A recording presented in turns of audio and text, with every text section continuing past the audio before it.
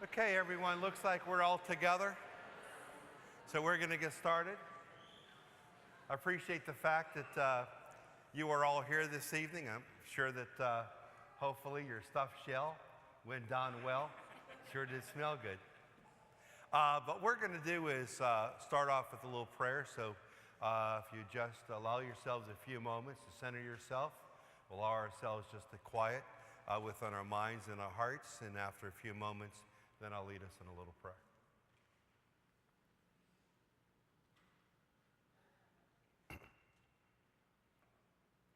Heavenly Father, we ask you this evening to be with us. We ask you to give us this opportunity to develop a greater understanding of Catholic social teaching from the perspective of tonight, Pope Leo XIII and his Rerum Novarum.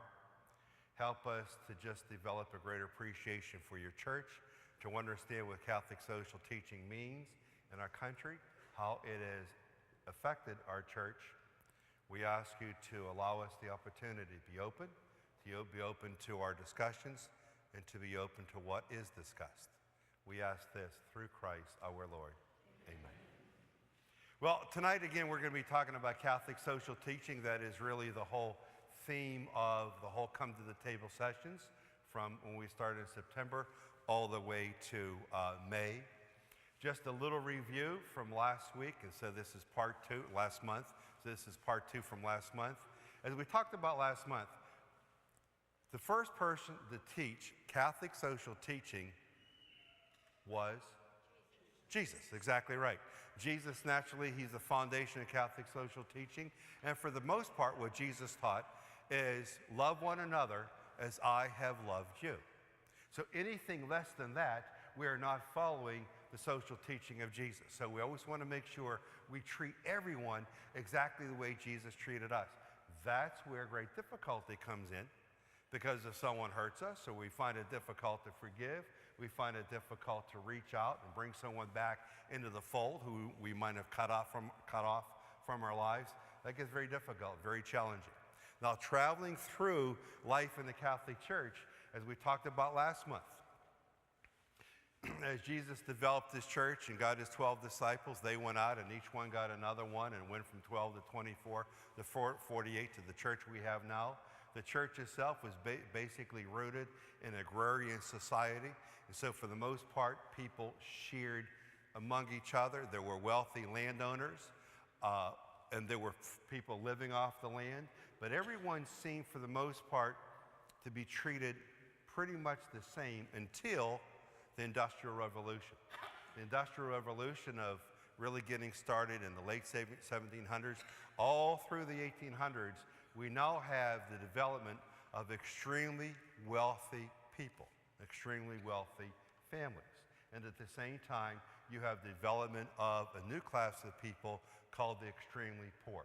The folks who are working in the factories, the folks who are working 16, 17, 18 hours a day, 7 days a week, the folks who are receiving very little of a wage, finding it very difficult to raise their families. And so they were doing all this, so to speak, slave labor at the very time that many wealthy people were just climbing in terms of what they owned wealth-wise. We also mentioned that the description of what was going on with the Industrial Revolution really occurred right in our own backyard. Really with the strike in Homestead in the early 1890s with folks working the Homestead mills the coal fields. Those folks had a very good understanding of how difficult life was and how they were forced to work with little rest, little pay. And so Pope Leo XIII, he was the first one to write his encyclical.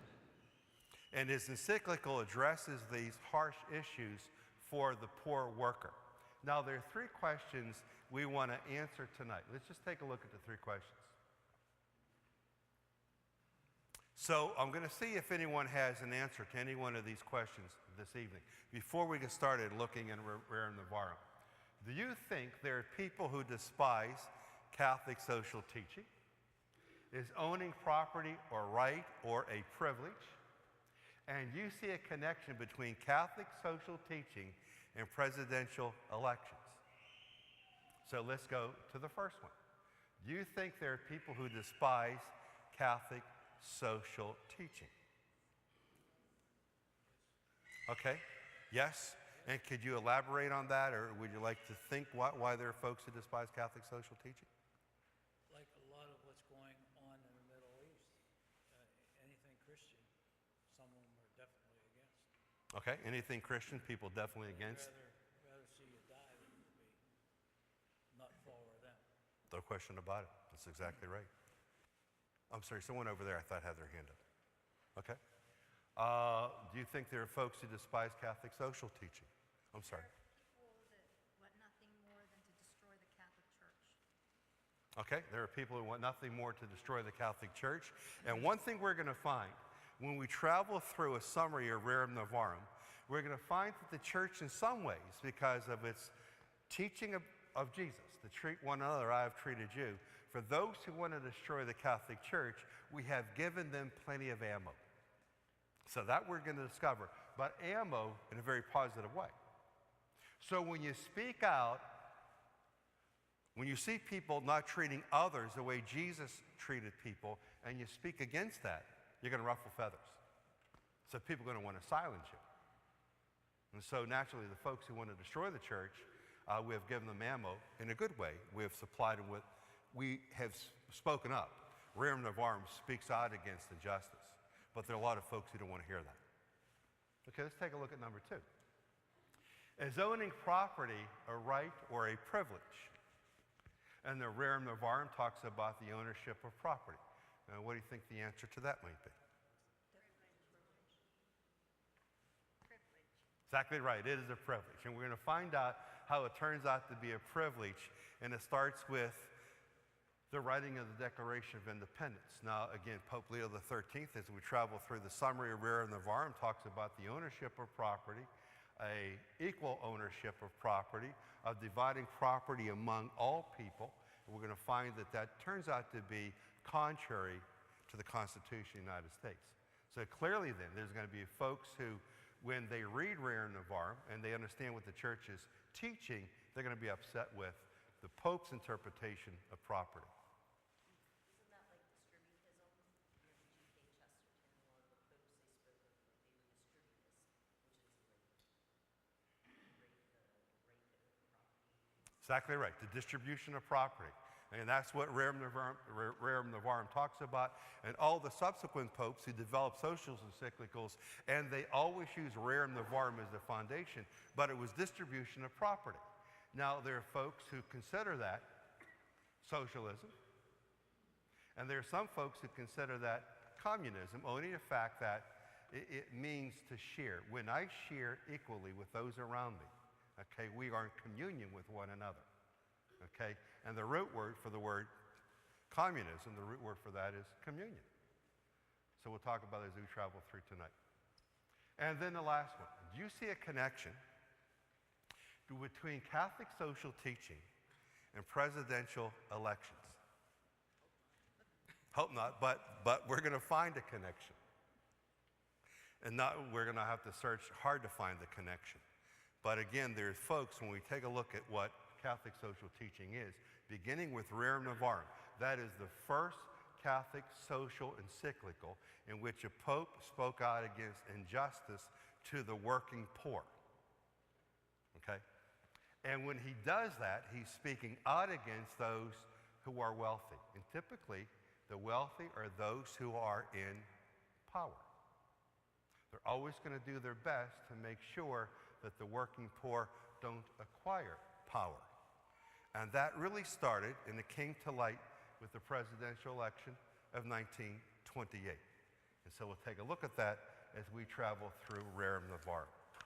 So there is. The answer to that question, number 3, is there is a connection between Catholic social teaching and presidential elections in a negative way for Catholics. Okay. Now, hopefully everyone picked up when you walked into church this evening the summary of Rerum Novarum. If between last month and this month, if you went online and you punched in Rerum Novarum just to read the social encyclical, how many people did that? Anyone look up Rerum Novarum? Okay, it gets crazy. It gets pretty heady, pretty thick. Now, the nice thing about Catholic social teaching, but any social encyclical, or any encyclical that a pope writes, and which an encyclical is a letter. So it's a letter from a pope. That's all it boils down to me. Usually the pope goes with his themes, 4 or 5 themes he wants to present. And then what he does is he presents those 4 or 5 themes 25 different ways for each theme. And so when you read the encyclical, the letter from a pope, you can say to yourself, this is pretty thick. I understood it when I first started to read it, but the more I read, the less I understand, the more confused I get, and clearly you're going to do what? You're going to close the encyclical and walk away from it. So the key thing always when you look at an encyclical written by any one of the popes, or this encyclical we're going to be looking at tonight from Pope Leo XIII, Rerum Novarum, we're going to look for the key themes, because the themes will repeat themselves repeatedly. And then once you get the key themes, then you know what the encyclical is about. Okay? So everyone has one of these? Oh, you didn't get one? Okay, let me go up here and get it. Does anyone else need one? Okay, right over here. I want to make sure everyone has one.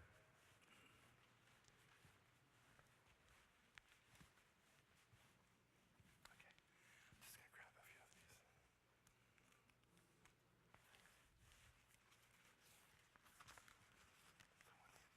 Oh, here, check things, man. Okay. Let me just take a couple for now here. Jack said, if you need one, just be good enough to raise your hand. Jack will make sure you get one. Okay. No, you don't. No, I need mine, so I'm not that kind and generous. What we're going to do this evening, we're going to do a thing, this philosopher of epistemology, which means the study of knowledge. When I was a young guy going to St. Vincent's, and at that point I wasn't going to be a priest, I was just going to be a history teacher, and then eventually I lost my way.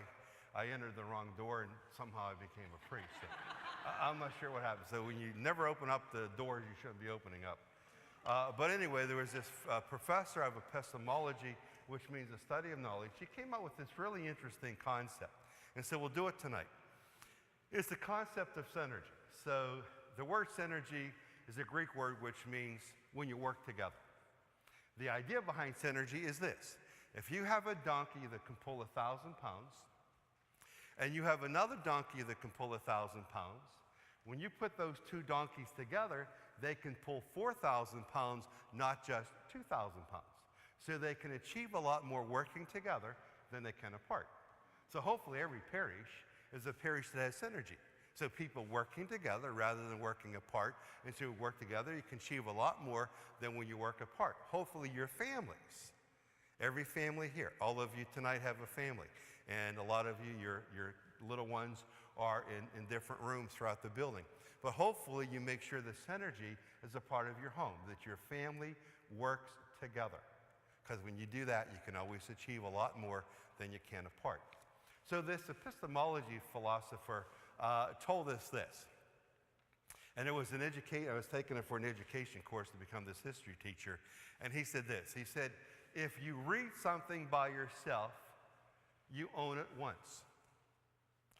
If you don't read something, but someone reads something to you once, you own that once. So you read it or you heard it. He said, but if something is read to you at the very time you're reading it, then you own it 4 times. Instead of twice, you own it 4 times. So we're going to do that tonight. So here's what we're going to do. This is a summary of Rerum Novarum, an overview. So I want you to all read it. You guys will follow along. This is a very important social teaching of the Catholic Church. And let's just do this, okay? One reason compelling Leo XIII to write Rerum Novarum was his connection that the present age has handed over to the working poor to inhumane employers and greedy competitors. He saw the working poor as needy and helpless and insufficiently protected against injustices and violence. His sympathy went to these poor to have a downcast heart. So at this point, what we know is Pope Leo XIII is defending the poor. He's trying to assist and help the poor. Now, there are a lot of people, even our world today, don't want to hear it unless you are one of the poor being defended. Let's continue. In speaking to the working poor, Leo XIII had much to say out of his concern for order in society. He wanted the poor to understand that the lowest in society cannot be made equal with the highest, and that poverty is no disgrace. To suffer and endure is human. Even if the suffering presents itself in a form of poverty, and anyway, what counts from the perspective of eternity is not how much we have, but how we use what we have. So naturally, what he is speaking on this particular subject, he's trying to speak against unrest. Sometimes you will, as you read history, the poor will rise up against the rich as they demand better working conditions, as perhaps they should. Leo XIII was particularly concerned about harmony in society. He sought to enlist the aid of the working poor in preserving good order, just what I said, to make sure that they understand good order. But there was something else that concerned him very much: the material well-being of the working poor. He told them in no uncertain terms that they should receive what will enable them to be housed, clothed, secure, and to live without hardship. He made it clear that they were not to accept unjust treatment as though it were inevitable, and that they were to stand up for their rights at the same time that they helped to preserve good order in society. Now, what's really important at this point and how the Catholic Church works, Pope Leo XIII writes this social encyclical. Now, if the working poor are putting in all these hours, will they have the time to read the social encyclical? To read, to become educated, to sit back in your home and have the comfort of reading and educate yourself, it takes what? It takes time. It takes a little bit of luxury to be able to do that, to educate yourself. So obviously the working poor, they didn't have the time to sit back and read the encyclical. Where were they going to get a copy of the encyclical? Where was it? They were so focused on working, so focused on trying to earn some style of existence to feed themselves, to feed their families, to pay their bills. They didn't have the time to go around trying to figure out where to get a copy of the encyclical, and they didn't have time to read it. So how were the poor, how were they to know about the encyclical? Whose job would it have been to tell them? The church. And the church is located where? In the community, exactly right. So the Pope writes the encyclical. This is true even today when popes write about life, or they write about human sexuality, or the Humanae Vitae, whatever the Pope's encyclical is, it is incumbent upon his bishops and his priests to get the word out to the people. Those are the folks who should know the encyclical. Those are the folks who have the time to read the encyclical and then to pass it on to the people. So the priests back at the time of Rerum Novarum, it was incumbent upon them to understand what Leo XIII was writing and then to share it with the working poor. And there were many working poor. Now, you just think about our communities right here. I am not from Lower Borough, but not far from here. But most of this area was industry, coal mines. There were plenty of working poor. And for them to understand what Rerum Novarum was teaching and how it affected them, it was incumbent upon the parish priests in small little communities in the regions all around the United States, Eastern Europe, where this was really directed toward. It was incumbent upon the parish priests to teach the poor and to help them to rise above their situation. So let's continue. The message about preserving good order is clear and unmistakable, but so is the message about standing up for rights. Leo XIII wanted the working poor to protect their interests, to make demands, to press their claims, and the principal means for doing this was the formation of unions. Now, unions, does that make those who own industry happy? No. So actually, there's not a whole lot new under the sun. The formation of unions, Leo XIII talked about all the way officially in his encyclical. Now, the formation of unions was talked about before he wrote this encyclical. But finally, he was the guy that had the courage to sit down and write this stuff and put it in print and share it with his bishops and tell his bishops to tell their priests to get this message out to the people. To form unions, to stand up for yourselves, to organize. So if you're aware of, let's say, as we talked about last month, the upheaval at the Homestead Mill, I think it was in about 1891. The Homestead Mill, like where Costco's and Dave & Buster's is located, that was the Homestead Mill. There were plenty of people killed there as they were trying to unionize.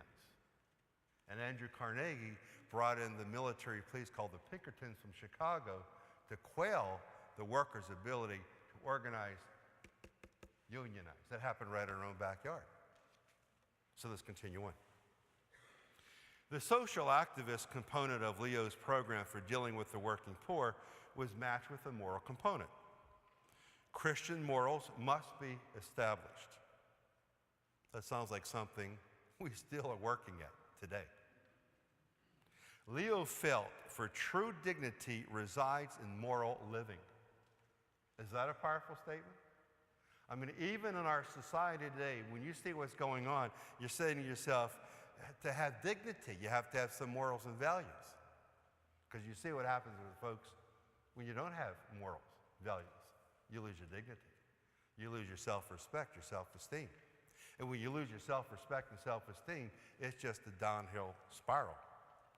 For the worker, morality consists in doing one's work entirely and conscientiously, in contributing to the sum total of common goods, and working harmoniously with one's wealthy employer, and not in associating with vicious people.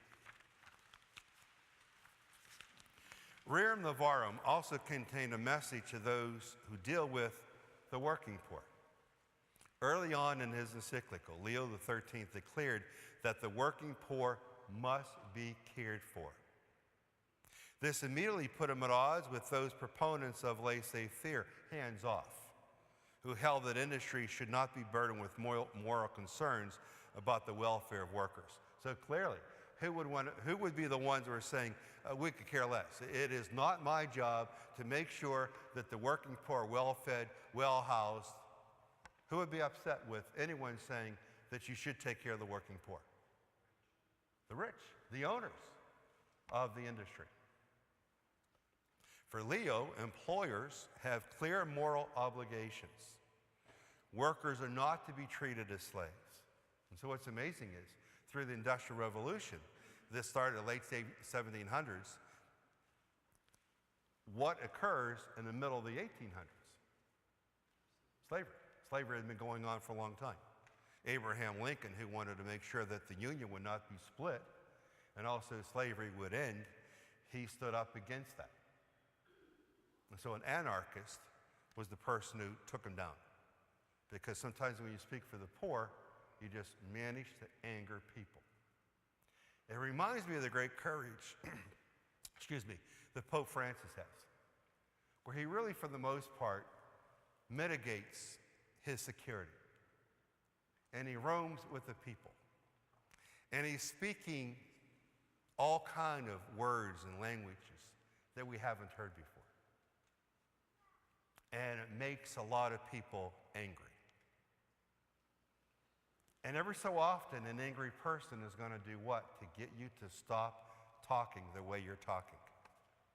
What's left? If they try to take the microphone away from you, but you're still going to be spreading your words, your issues of justice for all people, then the only thing left to do is to do what? Kill. Pope Francis says that if it's, and this is just courageous, he believes that if it's his time to go, it's his time to go. So he'll walk among the people, and if someone who is upset with what he is preaching decides to use a weapon as a way to stop him, and they do that, the attitude of Pope Francis is, then apparently that's what God wanted. But he got the word out. He got the message out. It reminds me of the great speeches of Martin Luther King, Jr. Absolutely amazing to listen to what he had to say. Maybe his death was a way for many people to hear what he had to say. It's difficult to say, but that's something to think about. For Leo, employers have clear moral obligations. Workers are not to be treated as slaves. The dignity of your workers' human personality must be respected. Do not use people as things for gain. Do not oppress the needy and wretched for your own profit. Wow, that is some powerful stuff. Now we see the same thing going on in today's world, right? Look what goes on. Not a whole lot has changed. What Leo XIII was speaking out against, the same style of injustice occurs now. All you have to do is ask some soul that works at Walmart. When they see the huge profit that Walmart accumulates and the wealth that those who own Walmart have and get, and they make the minimum wage, there it is.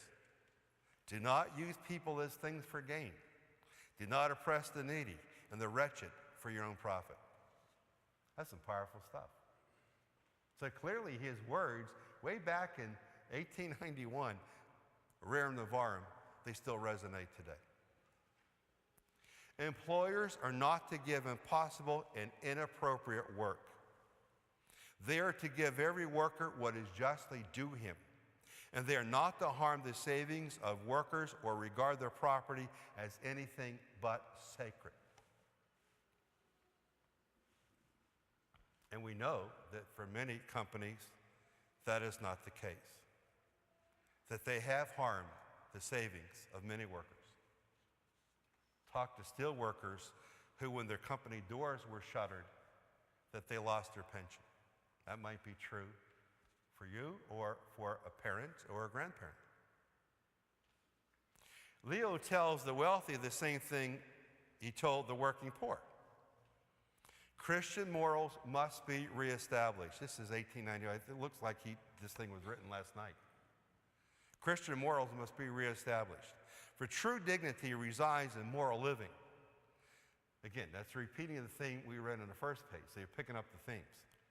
Morality for the wealthy employers consists in coming to terms with their proud spirit and being moved toward kindness.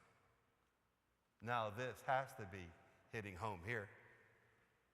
Maybe not you, but your parents, or for sure your grandparents, your great-grandparents who came to this part of Pennsylvania and worked the coal mines or worked the coke fields or worked the Alcoa or worked at the steel mills along the Allegheny River.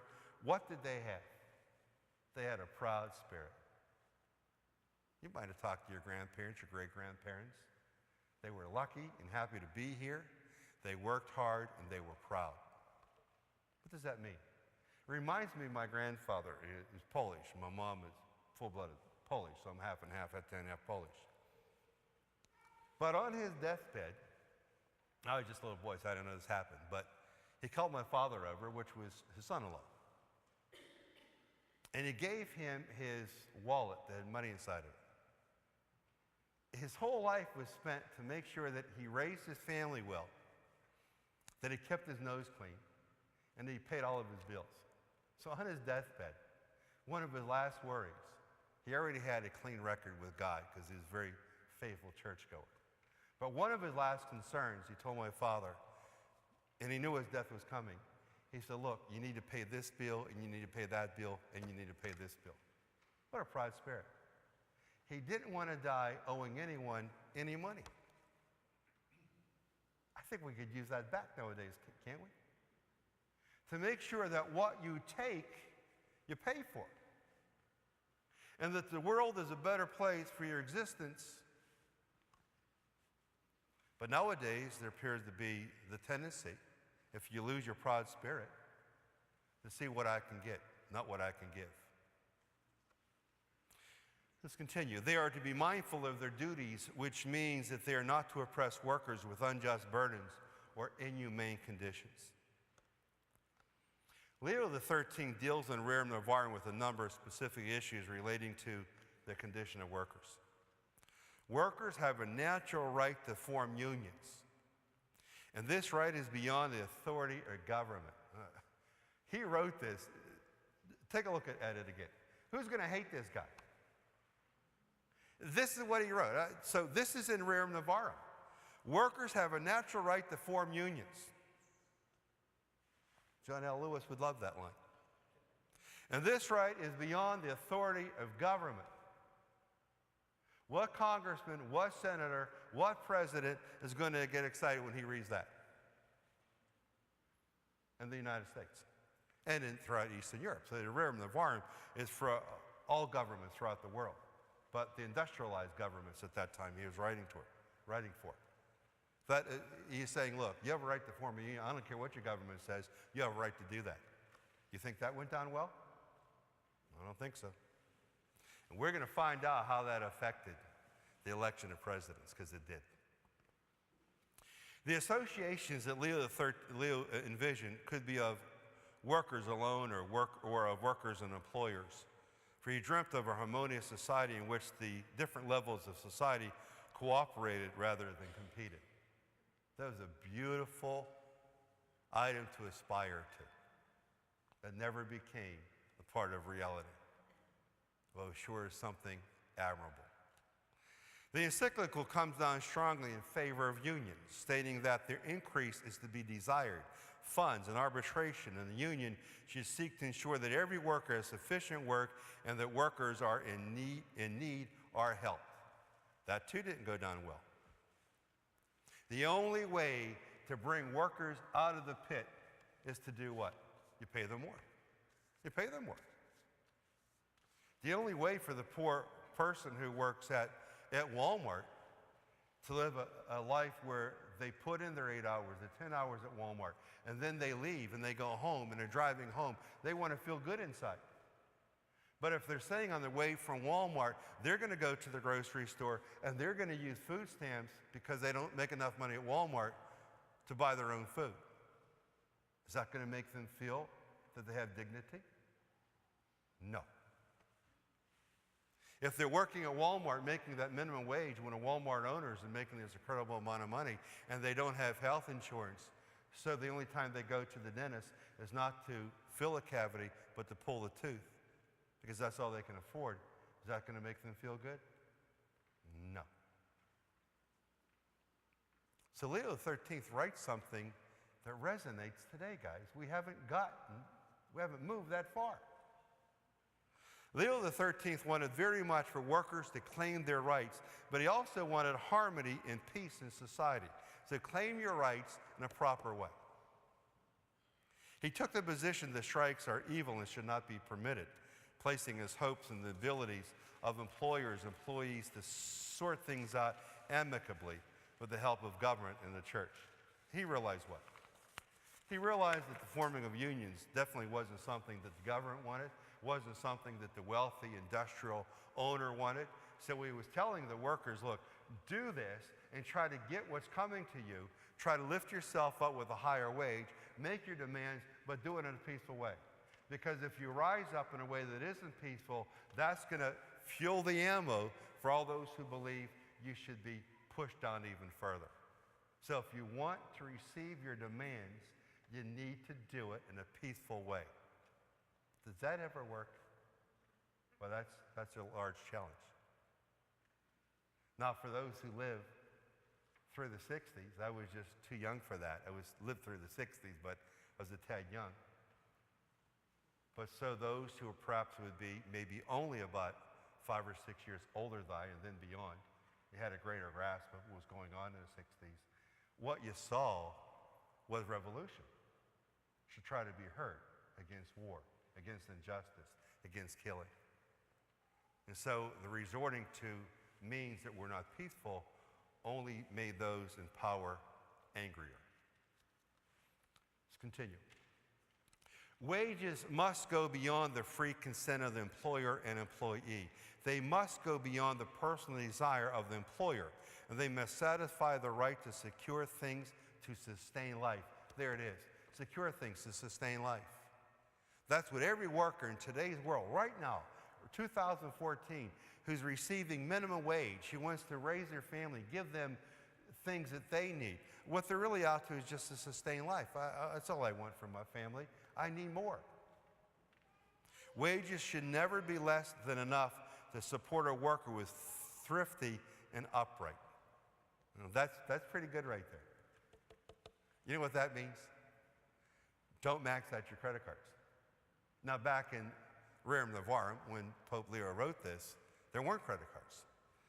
But what he's really saying is to the working poor, hey, look, you need more to feel good about yourself so you can sustain yourself. You don't have to borrow things from your neighbor. You don't have to be on food stamps. You don't need to stand in a food line if you receive that which you need to sustain yourself. He's also saying this, and I was taught this many years ago. You will always have enough money if you live within your means. That's true.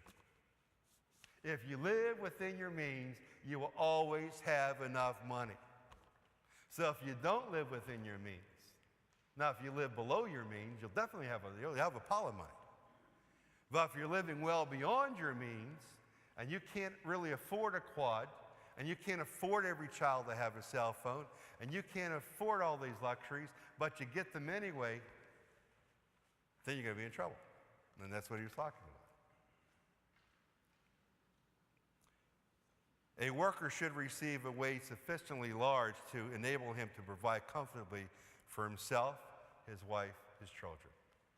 That is really putting everything in a great way. You need enough to support your family.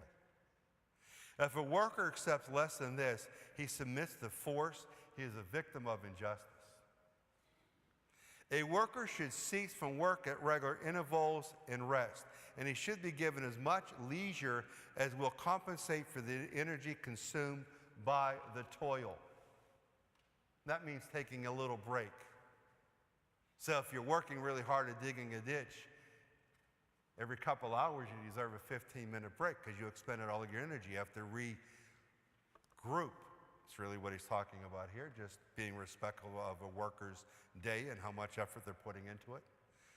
Writing in a time when it was commonplace to work people in factories 7 days a week, Leo used religious obligations, and this is it, guys. Does the government, are there people who despise Catholic Church social teaching? It rests right here. Check this out. Writing at a time when it was commonplace to work people in factories 7 days a week, Leo used religious obligations as a weapon in the struggle for a 6-day work week, and he insisted that there should be rest combined with religion. Oh, the factory workers running that mill 7 days a week, pumping out iron 7 days a week, working his worker, making a ton of money. Do you think that made him happy? Because Leo XIII is saying you should get everyone that works for you 1 day off. And it should be connected with religion. So he's saying what? Sundays should be a day of rest. Do you think that factory worker, now we're going back in the Industrial Revolution, so through the 1800s, through the 1890s with the strike that occurred down at the Homestead plant, at the steel mill down there owned by Andrew Carnegie, do you think that made him happy? No. Because Pope Leo XIII is saying, all your workers deserve a day off. Shut down the factory. Give them a day off so they can go to church. You know what shutting down a factory meant for all those who owned that factory? A loss of what? Money, revenue.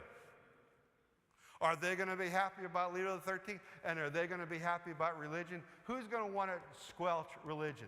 Let's stop this monster before it grows, because this leader is telling people they deserve a day of rest, and they should use that day of rest a little bit to go to church. So the wealthy typically are those who own businesses, especially back then. They didn't want to hear about it. And here's an unfortunate thing that happened. We lost something we once had.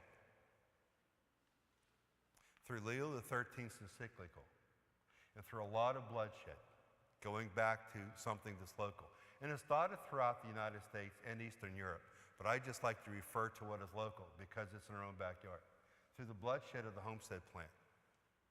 The men who were trying to organize and unionize and eventually want what Pope Leo XIII was talking about because the parish priest was telling them what the encyclical said.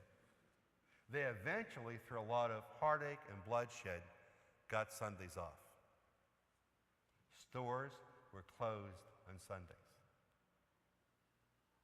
But as we became consumers, back in the, I think it was the early 70s, as people and Americans got wealthier, as the poor, through the forming of unions, now had more money, they had more leisure, they no longer wanted to visit families as they did through the 1800s, the early 1900s. They wanted to spend Sundays doing things, buying things. They gave up what was really sacred and precious. They bit off their nose, how does that say, despite their face or something like that. They gave up having Sundays off, having stores closed on Sundays. Collectively, it was the working poor that did that. All that was done for them, when they finally started to rise up and started to have enough money and leisure, it was that group that wanted the stores open so they could buy, because now they had money. And they lost a great gift. So much blood was shed to give them that day off with religion. And without thinking too far ahead, they gave it up. It's unbelievable. Special care must be taken that women and children are not treated unjustly in the workplace, and health safeguards are to be provided for all workers in the workplace, especially in factories. So you had your sweatshops. You have them nowadays in developing countries. You have them dotted throughout China and Vietnam, places that just are making incredible amount of product at a cheap price because they're using cheap labor, and you get cheap labor by using kids because they really can't speak up. They're too small to do that. The adults who should be their guardians aren't speaking up, and so those become sweat factories. That's what that is. But those sweat factories existed here in the United States and Eastern Europe when Leo XIII wrote this. Leo XIII took a strong stand on private ownership of property. Private ownership must be preserved inviolate, and it must be regarded as sacred. Private ownership of property. In this country, it is a privilege, not a right. And we're going to get back to that. It is wrong, however, for ownership to be limited to a small number of people. And private property must be spread among the largest number of population. In line with this, Leo declared that there should be a more equitable division of goods. In other words, less of the wealth should be in the hands of the few rich, and there should be fewer poor people. Oh, wow. He had this as an encyclical. I'm surprised. Did you read that? How many people are going to be happy when they read that? How many modern day leaders are going to be happy when they read any Catholic social encyclical that uses that line? In other words, less of the wealth should be in the hands of a few rich, and there should be fewer poor people. What they're really saying is, hey, all you rich that have all the land, give up. You can still have some land, but give a lot of it up to those who don't have any. Those who have an incredible amount of wealth, give up some of that wealth, so a lot of folks who don't have any have some. You think that makes folks who are extremely wealthy happy? I don't think so. The government must permit freedom of action to individuals and families. It cannot abolish private property, and it cannot control its exercises, although crushing, check this out, although crushing taxes should be avoided. Now, finally something we agree with. It's talking to all of us. This was written in 1891. Rear Navarre, crushing taxes should be avoided. Now, let's just talk about for a moment. is the ownership of private property, and what Leo XIII is suggesting is that private property should be owned, should be the ownership of all. Everyone should have some property. Is it a right? No. Is it a privilege? Less. Here's what happened. You know, when Thomas Jefferson was writing the Declaration of Independence, so he writes the Declaration of Independence, he in conjunction with many others, and it's ratified July the 4th, 1776. Now, Thomas Jefferson used the writings of many philosophers to write the Declaration of Independence. So he's plagiarizing in many different ways. Now, there was a philosopher called John Locke who lived in the early 1700s. He was an English philosopher. And John Locke wrote that his phrase was, and I have it written here, I just want to make sure I get the right phrase because I think it's great. He believed that he wrote this, we hold these truths to be self-evident. This is John Locke, not Thomas Jefferson, but he used this stuff. Okay, he's lucky now, and nowadays he gets sued big time for this. We hold these truths to be self-evident, that all men are created equal, that they are endowed by their Creator with certain unalienable rights. Among those are life, liberty, and property. No, property. John Locke writes this in 1725, okay? Now, that we are all endowed by our Creator with certain unalienable rights. Among those rights include life, liberty, and property. Now, Thomas Jefferson takes the philosophy of John Locke, and he uses about every word that John Locke wrote. That whole phrase, that's not Thomas Jefferson. I think Thomas Jefferson was a smart guy. I think he was smart enough to use other people's material. That's what made him so smart. But he changed that line. He changed the last word. Because Thomas Jefferson believed if the ownership of property was a right for every individual, then it could not be taxed. If it was a privilege, then you need to be taxed by owning it. So Thomas Jefferson takes the writing of philosopher John Locke, who writes this in 1925.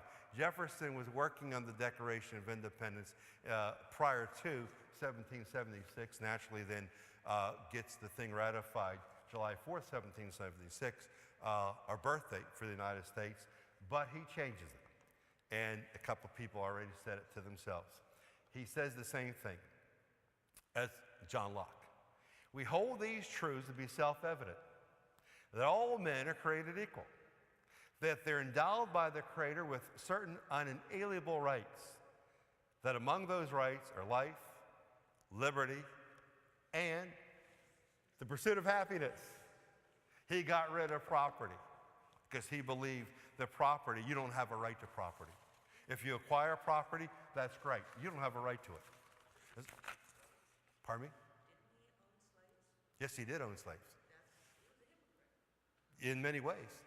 So he changed, and this is why a lot of people feel that he changed to, well, again, he got rid of the property thing because he believed that property is a privilege, not a right. Since it's a privilege, you must be taxed. If it was a right, you wouldn't tax that which you have a right to. But it is said that Thomas Jefferson was an Epicurean. He was an epicure, which means he enjoyed good things. So from his little perspective, when he's going to change property, he wanted to stay true to John Locke's writing. So he wanted to go with three things. John Locke had life, liberty, and property. Jefferson took everything from John Locke in the Declaration of Independence. That's actually John Locke's preamble. But Jefferson changed it to life, liberty, and the pursuit of happiness because Jefferson enjoyed enjoyable things.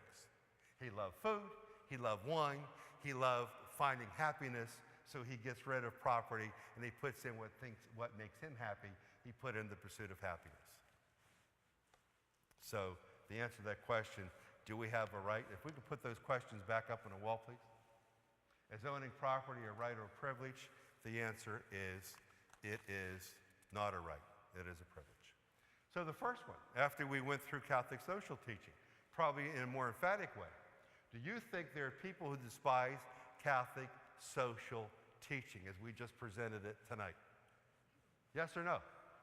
How many people think the answer is yes? Raise your hand. There's no question about it. There are a ton of folks who despise Catholic social teaching because they believe that it is trying to spread the wealth among all people. Some people might say nowadays that sounds like socialism, to distribute the wealth among all people. That's what Catholic social teaching is. What it really is if they are wealthy, they can still be wealthy, but it's to reduce the wealth so that there are fewer rich people and fewer poor people, just as Leo XIII said. Let's take a look at the last one. Do you see a connection between Catholic social teaching and presidential elections? Anyone see a connection? Okay, well, I share a little connection with you. In 1928, prior to 1928, there was very little banking regulations. There's very little regulations on the stock market. It was believed by those in the know that the Great Depression was in fact coming. It was right around the corner. So those who lived through the Great Depression, I'm sure your parents, probably some of your parents, your great-grandparents, did live through the Great Depression. Obviously, very, very, very, very difficult time. Now, here's what happened. The Democrats and Republicans knew that the Great Depression was coming. So the Republicans thought, we've got to run someone for president, 1928, that can be defeated. Whoever the Democrats put forward will be able to defeat, hopefully we'll be able to defeat the person we put forward. So the Republicans put forth Herbert Hoover. I'm sure Herbert Hoover was a good guy, but he wasn't charismatic. He just didn't have that. He didn't have a handle on politics. He just didn't have a handle on things. So the Democrats are comfortable with their selection of Herbert Hoover, believing that whoever the Democrats pick to run for the presidency, that person will definitely be able to beat Herbert Hoover. And so when the Democrat gets elected as president and the Great Depression occurs, because there's going to be a collapse in the stock market, that is coming. Everyone knew it. It was a runaway train that no one could turn around. And the Democrats would get blamed for it. So what do the Democrats do? They had Al Smith, who was a Catholic. Exactly right. The Democrats are saying no. They put forth Herbert Hoover. No matter who we run can beat Herbert Hoover because he wasn't well known, he wasn't well liked, he just didn't have it going for him, okay? So now the Democrats are saying, no, we don't want to be saddled with getting blamed for the Great Depression. There wasn't good banking regulations, there wasn't regulations on the stock market. We got to try to avoid this. We're not going to get blamed for it. So, based on Catholic social teaching, who's the best person to run that could very well lose to Herbert Hoover? A Catholic. That's exactly what they did. They took the mayor of New York, L. Smith, who was known in New York, but not in the rest of the world, or in the rest of the United States. He wasn't well known. He was well known and well loved in New York. And so they run a Catholic. People, hey, we're Catholic, and we have any Protestant visitors. I'm glad you're here tonight. But people, through Catholic social teaching, Catholicism has been despised. There's been a great prejudice in this country against Catholics, and so they run a Catholic in 1928. And so what happens? The only guy who could lose to lose to Herbert Hoover was L. Smith because he was a Catholic. There are more Democrats than Republicans. So the Democrats are in a real quandary. Just about anyone we pick is going to beat up Herbert Hoover. But the only person who can't is a Catholic. And that's how it affected presidential elections. There are 52 million Catholics in the United States. The first Catholic running for president lost, but that was planned for him to lose, 1928. The second fellow who runs for president, 1960, obviously President Kennedy, he barely won. He barely won. He runs against President Nixon, who a lot of people weren't crazy about back in 1960. He was President Eisenhower was vice president, so a lot of people weren't crazy about President Nixon way back in 1960. And when they had the great debates between Nixon and Kennedy, Nixon had a tendency to grow some serious facial hair in a short time. So President Kennedy was a very attractive and handsome fellow. And so during the debate, you had this young, energetic looking Kennedy, President Kennedy at that time, Senator Kennedy. You had this fella running against Richard Nixon, who during the debate looked tired and he had a 5 o'clock shadow. So all the people affected by that stuff are looking and saying, hey, we're going with the youth. We're not going to go with the guy who looks like he's already, he doesn't have it. And President Kennedy barely won. What held him back? Now, he barely won. He did win. But what kept him from getting the huge number of votes that he should have? Being Catholic. No question. Being Catholic. Because people always despise Catholicism. Because what were the wealthy saying? The landowner, the folks who own industry, all those folks are saying, if we elect a Catholic, then that Catholic, he's going to be listening to what the Pope is saying. And what the Pope is saying, let's form unions, let's give the poor more money, let's elevate the poor, let's lower the rich, not to get rid of them, but let's lower the rich down a little bit. And any Catholic president is going to be listening to the Pope. The Pope has wrote this social encyclical, we can't have a Catholic. So with that said, he barely wins. Barely wins. If he had been a Protestant, he probably would have won in a landslide because he has so much going for him. But he wasn't. Looks like our time, I actually wanted to show you guys a video, but it is already like 2 to 8, so we won't be able to show the video. But we'll continue on this vein of Catholic social teaching when we get together in November. So it looks like thank you for being here tonight. Looks like the rest are coming in.